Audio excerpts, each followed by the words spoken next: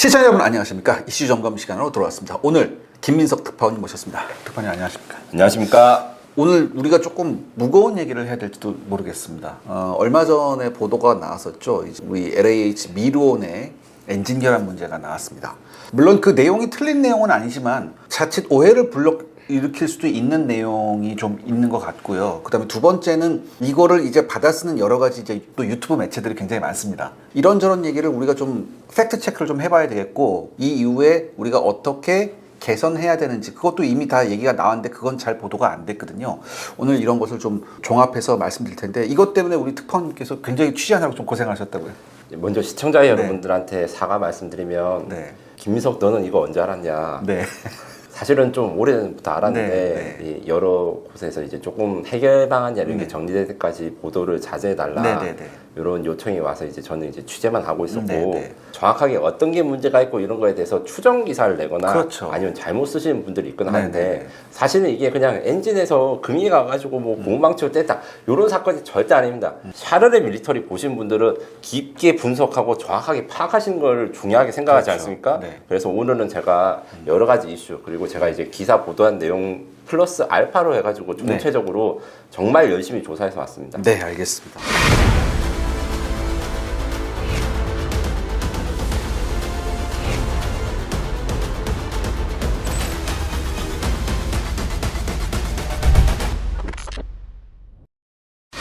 정확한 사건 내용부터 한번 정리를 해보겠습니다. 보도에 뭐라고 나와 있냐면 국산 소형 무장 헬기 미르온이 전력화 시작됐는데 지금 현재 날 수 있는 게 한 대밖에 없다. 지금 15대 중에 14대의 엔진 균열이 생겼다. 이 엔진 균열 문제뿐만 아니라 부식 문제도 지금 나왔거든요.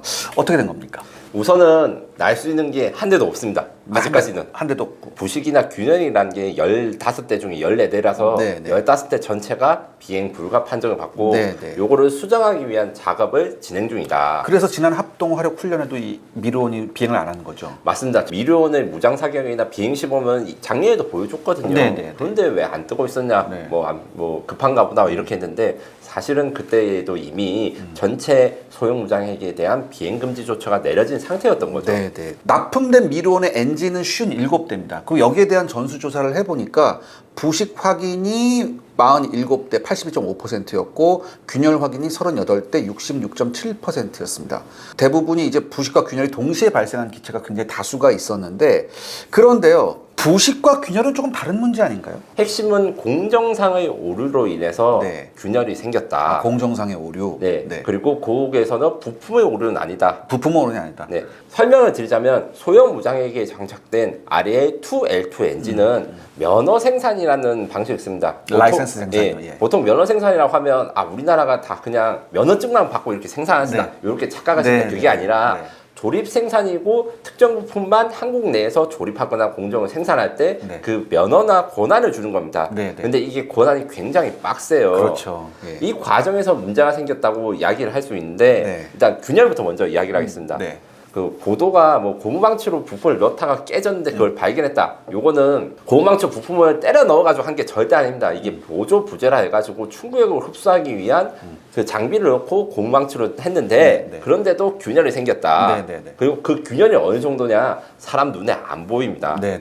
근본 원인은 사실 설명서 누락입니다. 설명서 누락. 그러니까 이 공정에 대한 그 매뉴얼이 샤프란이 정확히 제공을 안 해줬다는 건가요? 네, 샤프란 측이 잘못한 거는 뭐가 있느냐? 부품을 만들 때 링하고 이제 라이하고 끼워야 되는데 그냥은 잘 안 들어간다. 이게 그러니까 쉽게 말해서 이제 고무 바킹에 뭔가를 넣어야 되는 거죠.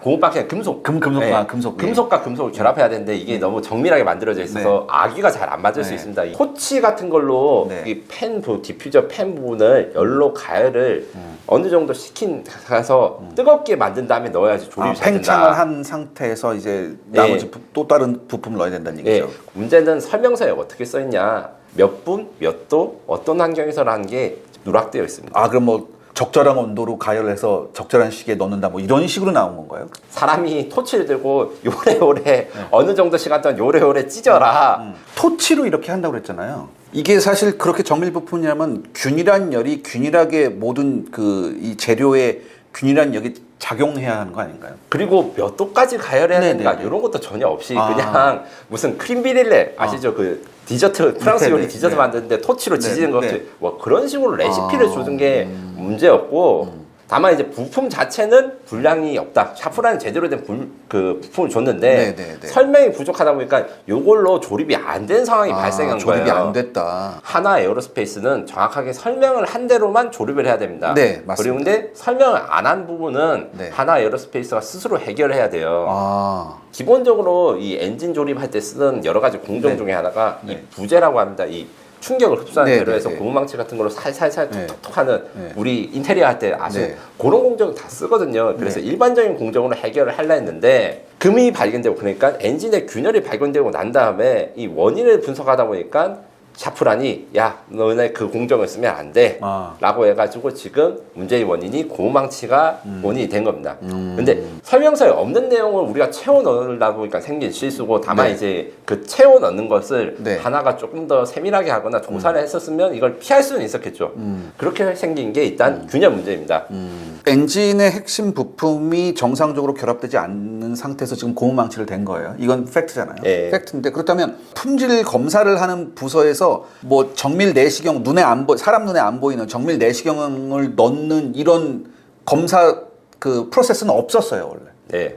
이 프로세스가 없었으면 더 큰 사고가 일어나지 않았을까라는 생각도 한번 해보거든요. 이 RL 엔진이 나쁜 엔진이 아니에요. 네, 나쁜 엔진 아니에요. 샤프란이 진짜 수십 년 동안 생산하고 네. 이제 추락 사고 이런 것도 거의 없었거든요. 네. 이건 개인적인 의견입니다. 원래 금이 있는 거를 프랑스도 몰랐을 수 있다. 아, 프랑스가 프랑스했다. 프랑스. 눈에 보이는 그 금 같은 게 아닙니다. 제가 네. 그걸 봤는데 혹시나 해가지고 정밀 검사를 해보니까 발견된 거고 네. 원래는 성능 검사 그 다음에 외관 검사만 합니다. 네. 정밀적으로 막 보면서 금이 간 게 있나 이런 식으로 하는 건 아니에요. 네, 네. 그리고 샤프란도 그런 걸 하라고 말한 적이 없어요. 아, 네, 네, 네. 하나가 혹시나 해서 보다가 발견한 거라서 그러니까 샤프란의 원 매뉴얼에도 없는 검사를 지금 하나 네, 만들었잖아요. 맞습니다. 예, 맞습니다. 예, 예. 하나가 잘못된 건 맞죠. 그러니까 조립을 할 때 다른 공정을 하거나 아니면 이제 돈을 주고 다시 야 이게 잘 안 들어가는데 어떻게 해야 돼라고 물어봤어야 된다 이런 의견도 제가 봤는데 네. 그 물어보는 것 자체가 사실은 결정을 하는 게 규정이 딱히 정해진 게 없어요. 그리고 물어볼 때 얼마가 드냐 돈이 듭니다. 끝까지 정확한 금액을 제가 관계자들이 안 가르쳐 주시는데 네, 억 네. 단위가 넘어요. 아, 이게 질문에 돈을 받는 계약이 돼버렸잖아요. 쉽게 네, 말해서. 맞습니다. 근데 이게 보편적인가요, 이런 게? 보편적입니다. 아, 보편적이에요. 외국에서 기술을 사다 쓰면 이런 게 흔하게 생깁니다. 정말 비싸게 받는 건 괜찮아요. 답장 안 해줄 때도 있습니다. 아, 그렇군요. 한 보름 있다가 답장해 주거나 아니면 질문을 하는데 야 그거 문제가 없을 건데 다시 확인해봐 뭐 이런 식으로 성의 없는 답장을 해주는 경우도 많아요. 그럼에도 불구하고 돈을 받아요? 예. 아. 다행히 이번에는 뭐 그래도 보름 안에 샤프란이 이제 한국에 기술자를 보내가지고 보름이면 프랑스에서 초스피드입니다. 그거만 아니 그렇게 보름이면 굉장히 빠른 거예요, 프랑스에서는? 아우 초스피드죠. 예. 우리 입장에서는 좀 답답하긴 한데 그리고 이제 관련 공정 검사를 해서 검사를 해보니까 이 디퓨저를 조립하는 과정이 문제가 있으니까 이걸 삭제를 해라 이렇게 해갖고 지금 현재 삭제가 된 상황입니다. 그럼에도 불구하고 전 하나 측도 책임에서 좀 자유로울 수 없다고 좀 생각한 게 뭐냐면은 초도 부품 검사, 공정 검증을 해서 양산 전에 이걸 잡았어야 하는 게 아닌가. 왜냐하면 꽤 많은 엔진이 납품되고 난 다음에야 이게 발견됐거든요. 네, 맞습니다. 아주 초기 단계에서 균열을 발견한 건 잘한 거지만 네. 이 균열이 생길 가능성을 아예 인지하지 못했냐 이거는 약간 비판받을 여지는 있어요. 네. 소형 무장에게는 지금 많이 양산을 해야 되는데 네. 안 그래도 그 공정에서 귀찮은 공정이 더 늘어나고 네. 그 생산 기간이 더 늘어나면 야 너네들 원래 왜 이렇게 배달이 늦어 이렇게 닥달을 하게 되는 게 그렇겠죠. 있거든요. 예. 문제가 생겨서 수정할 때 드는 돈과 시간이 훨씬 더 많이 걸리기 때문에 네네네. 사전에 좀 인지를 하고 이제 선제적으로 해야 됩니다. 그리고 또 이제 부식 문제 네. 이야기도 이제 예. 이야기를 하자면 부식 쪽은 조금 더 이제 저는 하나 쪽이 잘못한 게 있어요. 하나의 좀 책임 소재가 있군요. 예, 예. 세척 공정 차이랑 수분 제거가 미흡해서 그런 건데 쉽게 말해가지고 네네. 정해진 세제로 그 부품 같은 걸 세척을 해야 되는데 네네. 그 정해진 세제가 네. 아직 환경부가 승인이 안 났어요. 아직 안 났나요? 아니 엔진 다 조립했는데 네. 씻지를 못해가지고 납품을 못했다. 늦으면 늦었다고 또 네. 뭐라 하지 않습니까? 네. 그래서 요런 것 때문에 이제 원재 작사 샤프란과 조금 다르게 이제 세척을 했는데 문제는 수분 제거가 이루어지지 않 그게 수분 제거가 이루어지지 않았다. 근데 이게 수분 제거라는 게 제대로 안 닦았다 뭐 이런 이야기가 아닙니다. 눈에 안 보이거나 이 육안으로 구별할 수 없는 그 수분의 차이가 있어요. 예. 그것까지 확실하게 하지를 못하니까 이게 부식이 생길 수가 있다. 초기 부식, 산화 현상이 일어나는 게 어쩔 수 없는 규제 때문에 이게 지연됐는데 지연을 감수할 수 없다 보니까 생긴 문제예요. 차라리 하나가 자체적으로 엔진을 처음부터 끝까지 다 설계하고 만들었으면 이런 문제 같은 거 그냥 하루 이틀이면 해결될 수 있거나 아니면 바로 찾아낼 수 있어요. 그런데 남한테 설계도를 받아서 만들다 보니까 이게 너무 힘들다. 아, 이게 우리가 인도 욕할 게 아니군요, 사실. 그래도 우리가 찾아낸 거는 대단하다 생각하고 공정 개선을 한 거는 저는 굉장히 하나를 칭찬하고 싶어요. 예, 맞아요. 그래서 지금 해결책은 사람이 수동으로 토치를 가열하는 게 아니라 전기로를 활용해서 목표 온도랑 목표하는 열 상태를 그 엔진 부품에 균일하게 준 다음에 이렇게 조립을 한다. 그러면 그리고 문제가 없다. 이걸 발견하고 이걸 적용할 예정이라고 합니다. 네. 그럼 이제 요번에 문제가 된 게 뭐 보통 이제 엔진 결함이란 보도가 나오니까 야, 엔진 전체에서 지금 무슨 뭐 이런 사단이 났나 이렇게 되는데 그건 아니잖아요. 사실 네, 맞습니다. 이제 엔진 이제 디퓨저라는 부품에서 지금 문제가 발생한 건데 안 좋은 결과가 좀 나온 예가 있나요? 네. 일단 디퓨저라는 부품 자체가 속력을 좀 줄이거나 유속을 좀 조절하는 그런 걸 디퓨저라고 하는데 제트 엔진의 다양한 추진축, 그러니까 제트 엔진의 날개가 막 흔들리다 보니까 그 흔들리는 거를 메인 로터에 전달을 그대로 못 해줘요. 메인 로터가 돌아가는 속도랑 이 속도가 다르니까. 그래서 진동하고 그 속도가 다르기 그래서 때문에. 기어박스라든가 이런 거 말고도 이 압력을 조금 조절하는 것이 바로 디퓨저입니다. 공기 유속을 낮춰가지고 터보 샤프트 엔진에서 그 엔진의 효율과 구조를 디퓨저가 잘 처리하느냐에 따라서 결정이 되는 거예요. 그러니까 이거 꽤 그럼 핵심 부품은 많네요. 네, 그래서 제가 이거에 관련된 그 사고 사례를 조사해 봤는데 소형 무장 헬기 그 모체가 될 수 있는 H2로 헬기 여기에서는 이 엔진을 사용해서 디퓨저가 고장난 사례가 없어요. 없군요. UH1 휴이 같은 경우에는 미국제죠. 2024년에 헬기가 미국에서 한번 추락했을 때 이 디퓨저가 깨졌다. 근데 이제 휴이 헬기 50년 이상 운용된 헬기에서 103점 때부터 썼던 그래서 이게 너무 노화돼가지고 생길 수 있는 것이고 H2로 계열에서는 이런 문제가 하나도 없다가 딱 하나 제가 찾은 게 호주에서 S76이라는 헬기가 엔진이 고장난 적이 있는데 디퓨저가 깨졌다. 그런 사례가 있었어요. 근데 이 S76이라는 헬기는 소형 무장 헬기와 같은 REL 계열 엔진 쓴 거예요. 그래서 REL 계열 엔진이 지금 40년 이상 쓰였는데 디퓨저가 깨진 사고 사례는 딱 한 번 있었고 그것도 엔진 2개 중에 하나만 깨져가지고 비상 착륙해서 사람은 다 살았어요. 그래요? 그래서 원래 REL 엔진이라든가 샤프라의 기술력을 제가 뭐라 하는 건 아닌데 이 공정하게 설명하는 게 너무 좀 미숙하다 보니까 이런 사고가 생겼고 대신에 엔진 자체는 이제 저는 괜찮다고 생각을 하기 때문에 그러면 지금 굉장히 중요한 말씀해 주셨습니다. 원래 엔진 자체의 설계가 문제가 아니라면 우리나라에서 라이센스 생산하다가 문제가 났냐 이게 핵심 쟁점 같고요. 또 하나가 뭐냐면은 많은 헬기들이 잘 날아다니고 있는데 왜 우리 미론에서만 이런 문제가 굉장히 많이 나왔냐 이것도 궁금하거든요. 결론적으로 말씀드리면 시간에 쫓겨서 빨리 만들다 보면 이런 문제가 생긴다라고 말할 수밖에 없고 말씀드린 대로 미리온이 모체가 된 H2로 그 헬기 그다음에 REL 엔진은 사실 안정성이 높기로 정평이 나 있는데요. 소형 무장 헬기가 빨리 획득을 해야 된다고 해가지고 원래는 국내 독자 개발 이런 것도 생각을 했고 엔진 국산화 우리가 이제 1400마력 엔진을 터보샤프트 만든 거 있어 요거를 차세대 소형 무장 헬기에 달 생각도 했는데 사업 타당성 평가를 할 때 국내 개발하면 시간도 너무 많이 들고 돈도 너무 많이 드니까 해외에 있는 그 민수용 헬기를 이제 면허 생산을 해가지고 써야 된다라고. 그 혹시 거기가 거긴가요? 저 계속 K-21 발목 잡는데 거기요? 그뿐만 아니라 이제 저는 정부라고 표현하겠습니다. 죄송합니다.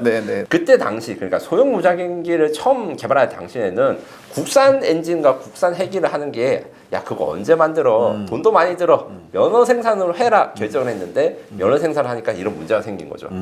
그래서 결국에는 국내 독자적인 기술력과 IP를 갖추지 못했을 때 얼마나 힘이 든 것인가를 보여준 게 이번 REL 엔진의 균열 사태라고 생각합니다. 시청자 여러분들의 구독과 좋아요는 영상 제작에 정말 큰 도움이 됩니다. 여러분들 부탁드리겠습니다. 구독과 좋아요.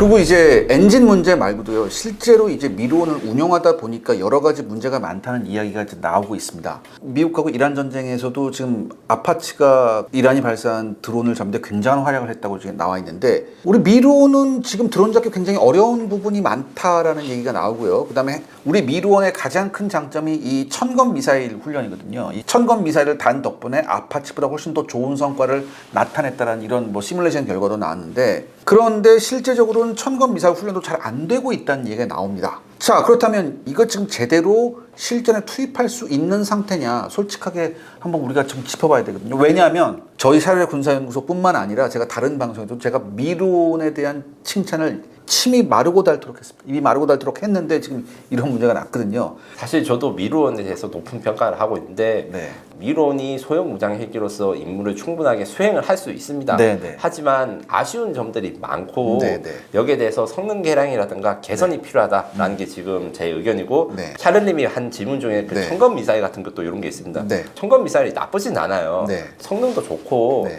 지금 이제 미래의 북한 전차들 다 격파를 할 수 있지만, 네. 성능이 좋아도 조종하는 사람이 이걸 잘 연습을 하고 익혀야 되는데, 충분한 훈련 시간이 필요한 거죠. 미사일이 좀 비싸가지고 실제로 미사일 지금 실사격 이런 게 많이 이루어지지 않아서 요게 대해서 좀 대책이 필요합니다. 우리나라가 실제 뭐 실사격 이런 걸 잘 안 하기로 유명한데, 굉장히 유명하죠, 서방 국가에서도. 근데 외국은 더 안 써요. 유럽도 안 쓰기로 유명하죠. 유럽은 뭐 1년에 그 암라 미사일 한 두 발 쏘는 공간이 많아요. 근데 조종사 입장에서는 자기가 직접 쏴봐야 될 거 그렇죠. 아니겠습니까? 네, 네. 엔진 문제가 해결되고 미론이 다시 비행을 할 수 있으면 비용이 좀 들더라도 추가적인 교탄을 확보해서 군이 천건 미사일을 잘 쏘은 사수들을 많이 육성을 해야 된다. 맞습니다. 네. 요게 좀 필요하고, 이게 시뮬레이션은 분명 한계가 있죠. 완전하게 이걸 익히는 데는 좀 부족해요. 아. 비싸지만 그래도 우리가 이제 미론을 이제 조종사가 써보고 이렇게 해야 되는 게 좀 필요합니다. 아, 예. 미론이 또 좋은 거는 굉장히 좋아요. 그 아파치보다 좋은 게 있습니다. 네. TADS, 타즈라고 하는. 네, 네. 예, 그렇습니다. 뭐 표적 획득 장비라고 예, 하죠. 맞습니다. 예. 타즈 성능은 굉장히 좋아요. 이 하나 시스템에서 만든 건데, 네.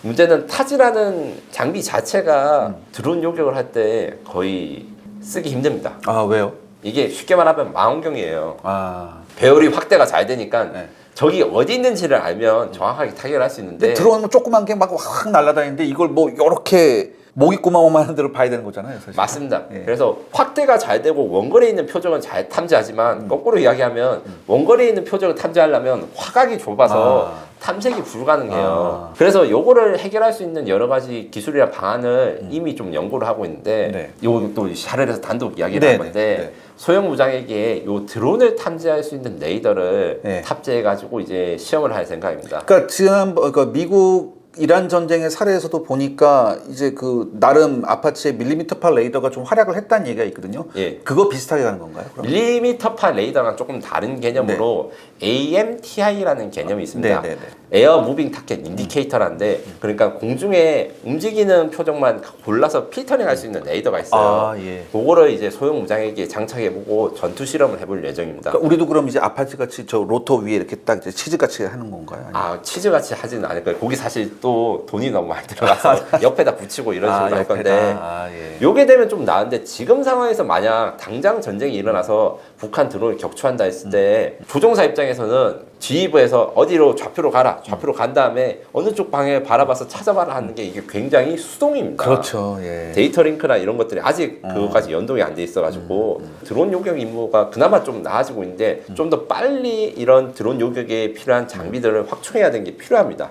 제가 또 하나 물어보고 싶은 게요. 지금 코브라는 작년에 사고 이후에 지금 거의 비행을 안 하는 걸로 제가 알고 있습니다. 그래서 빨리 도태시킨다는 얘기가 나왔고요. 공백을 이제 미루온으로 이제 속히 채운다라고 했는데, 지금 미루온도 지금 이런 일이 일어났습니다. 그럼 우리 육군은 무엇으로 지금 헬기 공백을 메워야 하나요? 제가 지금 미론에 대한 문제 제기를 했지만, 그럼에도 불구하고 미론이 너무나 중요합니다. 네네. 미론에 대한 그 전력화를 계속 진행해야 되고, 네. 실전 배치에 대해서 우리가 이걸 포기를 할 수는 없어요. 그럼 절대 안 되죠, 그건. 미론이 문제가 있거나 이런 것들은 개발 과정 처음 과정에서 많이 나올 수도 있지만, 그렇다 해가지고 코브라가 안전하냐, 그렇지는 않거든요. 코브라는 더 이상 타면 안 될 것 같다는 생각이 정말 더 이상 타면 안 됩니다. 예. 그나마 우리 육군한테 최선의 선택은 미론을 대량 양산해서 빨리 소형 무장헬기로 이제 사용하고 코브라를 도태시키는 게 소형 무장헬기가 그래도 코브라보다는 훨씬 더 안전하고 네. 대신에 요거에 대해서 좀 안정성에 대해서 이번 사건으로 의문이나 이런 게 있으니까 철저하게 검사를 하면서 안전하게 운용을 하는 게 찾아야 되죠. 그러니까 이번 합동훈련에서 아파치의 기동에 굉장히 많은 사람들이 뭐 감명받았다 이런 얘기가 있는데 사실 미르원이 훨씬 더 잘할 수 있을 것 같거든요. 네, 그렇습니다. 특히 하나에어로스페이스랑 한국우주산업 입장에서는 이번 사건을 거울 삼아서 할 말은 하고 대신에 계속 진행하는 게 필요합니다. 할 말이 뭐냐면 공정 지연이 일어날 수 있는 요인이 좀 항상 있을 수 있습니다. 항공기는. 그렇죠. 그리고 그게 다 돈이고 늦으면 또 지체한 건 물러요. 방위사업청한테 받는 돈보다 업체가 방위사업청한테 내는 벌금이 많은 경우도 있습니다. 이러다 보니까 빨리빨리 문화가 만연하는데 사실은 안 되는 건 안 된다는 이 일반적인 상식이 필요하고 우리 입장에서도 그러니까 시청자분들 국민 입장에서도 야 이렇게 왜 이렇게 전력화가 늦어 죽은 애인데 먼저 와 이렇게 하는 것도 중요하지만 혹시 무슨 문제가 있나 아니면 뭐 안전을 해결하기 위해서 이런 식으로 지연이 됐는지 좀 전향적으로 볼 필요는 있어요. 방산비를 이야기를 하면 항상 이야기하면 그 문제가 있으니까 때려치우자 이런 이야기 나오는데 이게 정말로 잘못된 겁니다. 근데 거꾸로 이야기하면 K방산의 무기에 대해서 저는 지금도 자랑스럽게 생각하고 소형 무장헬기도 저는 세계에 내놓을 만한 제품이라고 합니다. 그런데 무조건 좋다고 하는 것도 문제지만 무조건 나쁘니까 문제가 하나라도 발생되면 다 접자라고 하는 것은 더 나쁜 거예요. 터무니없죠. 그런 건. 아무래도 자극적인 컨텐츠라든가 기사를 내놓으면 이거 당장 접자 아니면 이거 반드시 해야 된다. 문제가 있다 없다 이런 식으로 양분만 하니까 그러니까 양단간의 결단.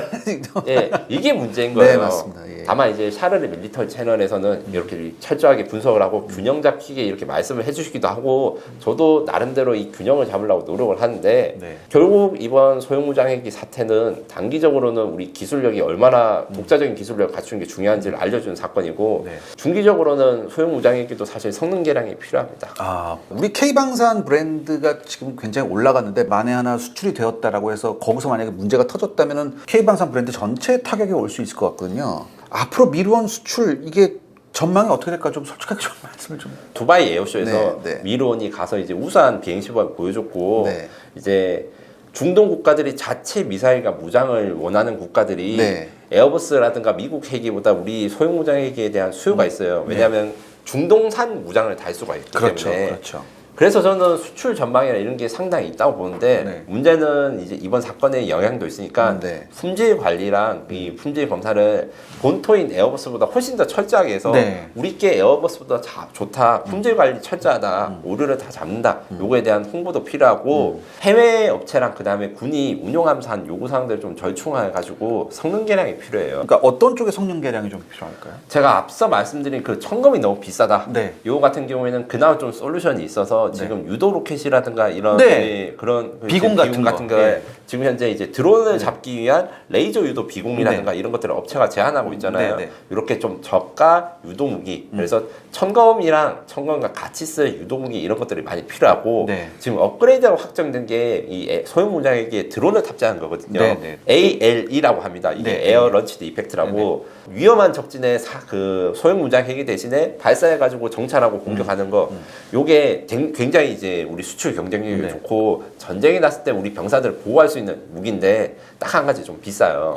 우리 그때 미론 같은 거 이제 자체적으로 멈티하면서 그때 뭐 드론 많이 내보낸다 그게 개념이에요. 사실. 그게 일회용인데 가격이 좀 나가서 그것도 대량 생산해서 할 수 있는 그 좀 가격을 낮출 수 있는 거 이런 거 좀 파악하는 게 필요합니다. 그리고 드론을 잡아야 되는 임무가 이 공격 헬기에서 중요한 만큼 제가 앞서 말했던 그 드론 탐지할 수 있는 레이더 소형 무장헬기 탑재하는 거 요거랑 그리고 드론을 기관총으로 잡을 때 문제가 있어요. 낙탄 문제가 있고 그 다음에 조준하면서 쏘면서 이게 위험할 수가 있거든요. 그래서 유럽에서 채택하고 있는 것처럼 요격 드론을 LAH 소형 무장에게 탑재하는 거 이런 게 필요합니다. 요격 드론을 마지막으로 이제 생존성이 필요한데 장갑을 더 붙대자 이런 게 아니고 적외선 신호 그러니까 이제 배기열 같은 걸 좀 낮춰야 되는데 요게 중량 문제로 조금 어려운 게 있어요. 아파치 같은 헬기는 배기를 내보낼 때 외부 공기하고 섞어서 그 온도를 떨어뜨리는 그런 장치가 있더라고요. 그걸 IR 서프레서라고 하는데 이제 수리온에는 들어가 있고요. 이 추가적으로 붙이는 거라 가지고 유상화 중 문제가 있습니다. 그래서 다른 방식으로 이 열을 좀 낮춰야 되는데 원래 이제 소형 무장헬기 시제기에는 엔진 배기열을 메인 로터 쪽으로 위로 보내는 기능이 있었어요. 아, 그래서 로터가 해결하게 이렇게 휘어지게 해가지고. 네네네네. 근데 그러니까 열기가 조종석 근처까지 가는 거예요. 그래서 조종석 안으로 열기가 들어가. 엔진 후방으로 이 열을 좀 분산시킬 수 있는 장비가 있는지 이런 기술이 있는지 요게 대해서 사실 답은 아직 이제 아무도 없는데 그런 전향적인 기술을 좀 봐야 되는 게 필요하고 그래서 이제 소형 무장헬기에 대해서 이제 제 개인적인 의견은 기관포 중량이라든가 이런 것들 좀 경감시키거나 아니면 기관포 대신에 이제 근접전을 할 수 있는 소형 공격들은 뭐 10kg짜리 되는 공격들은 이런 게 있거든요. 요거를 기총 대신 달아서 그 줄어든 중량으로 생존 장비를 좀 장착하는 것이 어떻겠냐. 저도 좀 공격 헬기를 운용하는 사람들 입장에서는 기관포가 굉장히 필요하다고 얘기를 하고 있는데 지금 전장의 상황이 전쟁의 양상이 계속 변하고 있잖아요. 그럼 어떤 것에 어떤 양상에 우리가 대처를 해야 되느냐 거기에 대해 좀 면밀한 검토가 있어서 지금 특파원께서 지적해 주셨듯이 기관포 팩만 떼도 굉장한 좀 그 중량에 좀 여유가 생기지 않나요? 네, 그 정도 좀 중량의 여유가 생기고 또 만들 때 사실은 육군 입장에서는 소위 코브라보다 성능이 떨어지는 후속 헬기를 만들면 안 되잖아요. 그렇죠. 그러다 보니까 기관포도 코브라 핵이랑 거의 비슷하게 3연장 게틀링 기관포로 했는데 저는 솔직히 여기에 대해서는 조금 비판적입니다. 이게 저는 멋있다고 그랬거든요, 사실. 멋있긴 멋있는데 잘 생각해 보시면 유럽 공격 헬기들 중에 게틀링은 없잖아요. 타이거도 없고. 네. 자, 그러니까 여러 가지 좀 이렇게 특파원께서 지적해 주셨던 여러 가지 좀 이런 걸 좀 생각을 해봐야 될 것 같아요. 저도 그렇게 생각하고 마지막으로 말씀드리고 싶은 건 뭐냐면 결국은 이 지적재산권 문제 같아요. 이번 일의 핵심이 문제가 터졌을 때 누구의 허락도 받지 않고 우리가 원인을 밝히고 바꿀 수 있어야 되는 것인데 이게 지금 안 된 거잖아요. 오히려 전 이게 핵심이라고 보거든요. 맞습니다. 저도 100% 동의하는 점이고요. 지금까지 대한민국 방사는 사실 두 마리 토끼를 잡는데 굉장히 노력을 기울였습니다. 뭐냐면 싸고 빨리 만들어야 된다. 개발 기간은 짧아야 되는데 남 경쟁 제품보다 싸야 된다. 그래서 우리 K2 전차, K9 전포, KF-21까지 명품 무기가 나왔죠. 하지만 언제까지나 우리가 모든 것을 다 가질 수는 없습니다. 특히 무기가 점점 더 복잡해지는 만큼 사용자들의 생명과 재산을 보장하는 그러니까 안전 문제에서만큼은 그래도 철저히 더 검사해야 되고 이 과정에서 비용이 조금 더 늘어나거나 아니면 전력 활적이 늘어나는 것도 있을 수 있어요. 그거를 단순히 비판만 하지 마시고 전향적으로 봐야 되는 시기가 온 것 같습니다. 아마 이런 말씀을 드리면 또 여러분들이 좀 공감을 못 하실 수 있지만 모든 무기체계라는 건 트라이얼 앤 에러가 있지 않습니까? 계속해서 이제 문제가 발생하면 그것을 문제를 밝혀내고 그걸 개선하는 이게 무기체계의 기본이잖아요. 맞습니다. 우리가 좀 요 프로세스를 조금 우리가 이해할 필요가 있습니다. F-35는 아직도 그러잖아요, 사실. F-35 지금 최신형 버전에 레이더가 안 들어가가지고 그 헬스장에 들어가 무게추 넣어가지고 지금 납품하고 있어요. 네, 그렇군요. 알겠습니다. 소형 무장헬기가 좋긴 좋은데 이제는 수리온 무장형을 육군에서 체급의 문제가 있죠. 솔직히 말해서 체급의 문제가. 수리온 무장형 또 안티가 많은 걸 저도 잘 알고 있어요. 저도 사실 저도 그래요, 솔직히 좀. 해병대 상륙 공격 헬기 근데 여기에서 아주 잘 진행된 거 있고. 수리온이 체급이 좀 크다 보니까 여유가 많아가지고 장비를 넣거나 개선하고 이런 걸 아니면 드론 탑장을 이런 데 좀 이점이 있거든요. 훨씬 플랫폼이 여유롭죠. 네, 그래서 이젠 육군도 이제 수리온 공격 헬기에 대한 획득이나 이런 거 좀 생각해야 될 시점이 이번 사건은 좀 드러난 거 아닌가라는 생각이 들었습니다. 이게 수리온 무장 오케이 좋거든요. 텐덤식으로 한번 이렇게 시뮬레이션 개념이라도 좀 카이가 한번 이렇게 만들어 보면 안 될까요? 만들어 봤는데. 들인 돈에 비해서 효과가 없다. 그러니까 옆으로 널대대한 거랑 그 좁은 텐덤식 차이의 결정적인 차이는 폭로되는 노출 면적의 차이가 있어가지고 적의 공격을 잘 피할 수 있다. 그래서 코브라 같은 경우에 폭이 한 102cm 정도밖에 안 되거든요. 저는 거의 못 들어간다. 옛날에는 날씬하게 만들어야지 공격을 피할 수 있었는데 사실 적외선 유도 미사일이라든가 이게 나온 이후부터는 아니면 정밀 추적하는 대공포는 텐덤이든 사이드 바이 사이드든 이 폭로 면적에 따라서 생존성이 차이가 안 나거든요. 그리고 미사일을 막을 수 있는 장갑을 헬기에 줄 수도 없습니다. 카모프, 아파치 헬기 장갑이 두껍다 이러는데 그것도 소형 대공 미사일 맞으면 격추되는 건 이번에 다 보셨을 거예요. 이 상황에서 결국에는 생존 장비를 많이 달고 그 다음에 조종사랑 그 다음에 사수가 서로 소통을 하면서 이제 책임고요, 수색하는 이런 것들이 좋아요. 시야 측면에서 텐덤 방식은 조종사 혹은 사수 중에 한 명이 하방 시야를 희생해야 됩니다. 근데 사이드 바이 사이드로 가면 조종사 2랑 사수 2명이 전방 시야를 나눠가지고 수색을 할 수 있으니까 이게 반반씩 나눠서 아이볼 센서가 굉장히 중요하거든요. 헬리콥터는 사람이 눈으로 찾는 게 중요한데 그 측면에서 이점이 있습니다. 차세대 공격 헬기도 사실 사이드 바이 사이드 그렇게 이어좌석을 하는 게 맞다고 생각을 하고요. 전용 공격 헬기를 하면 이제 가격이 높아지고 가격이 높아지는 게 수요가 줄어들고 이런 악순환을 끊어내기가 쉽지 않습니다. 유틸리티 헬기를 이렇게 건쉽으로 만들면 만약에 텐덤식이 아니더라도 사이드 바이 사이드 식이라도 만약에 카모프 52처럼 이렇게 조금 이게 공격 전용으로 이렇게 약간 네. 체적이나 무게를 좀 줄이는 방향, 그 엔진도 훨씬 더 많은 출력을 낼 수 있지 않을까. 그래서 그럼 더 많은 이 낭비되는 체적과 체중이 무장으로 연결되지 않을까 이런 생각이 있거든요. 부피랑 무게랑 크게 차이가 안 나서 핵심은 노출 면적을 줄이기 위해서 이렇게 텐덤식으로 하는 건데 만들고 보니까 자중을 줄일 수 있는 게 쉽지 않아요. 이게 왜냐면 옆에 프레임을 옆으로 그냥 붙이는 거에 가깝거든요. 그래서 2000년대 초반에 사실 수리용 기반 전용 공격 헬기나 이런 게 논의가 있었다가 우리가 이제 시작을 하지 못했죠. 그럼 아파치는 왜 계속 쓰나요?